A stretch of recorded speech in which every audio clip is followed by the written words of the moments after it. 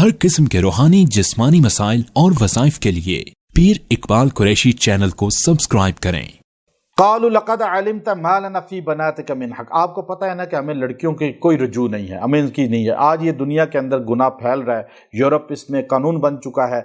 अब ये इतना बड़ा वबाल है। अली अल मुर्तज़ा रज़ी अल्लाह तआला ने फैसला किया था कि जब एक लड़के को सज़ाए मौत हो रही थी, उसने अपने आका को कत्ल किया, तो आपने उसको जब फांसी के लिए ले जा रहे थे गर्दन काटने के लिए, उसने आपसे फरियाद की कि आप मेरा दोबारा फ़ैसला सुने, क्योंकि आप इल्म नबूवत का दरवाज़ा हैं, शहर नबूवत का।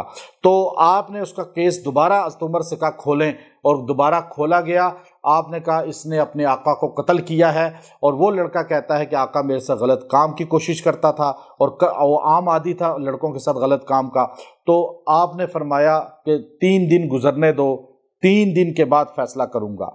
3 दिन गुजर गए तो अली अल मुर्तज़ा ने फरमाया कि पहले जाके इसके आका जिसको इसने कत्ल किया है उसकी कब्र कुशाई करो, और अगर उसकी डेड बॉडी कब्र में हुई तो ये लड़का झूठा है, अगर कब्र में डेड बॉडी ना हुई तो लड़का सच्चा है। जब जाके कब्र कुशाई की तो उसकी डेड बॉडी नहीं थी, मैयत नहीं थी। हज़रत उमर रज़ी अल्लाह तआला अन्हु ने फरमाया अली आपने ये कैसा पता किया?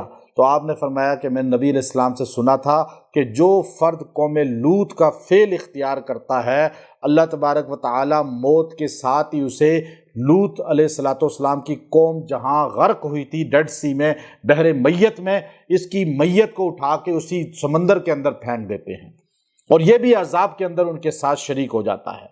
तो ये आज नहीं है कब्र में, इसका मकसद है कि लड़का सच्चा है, उसको बरी कर दिया गया।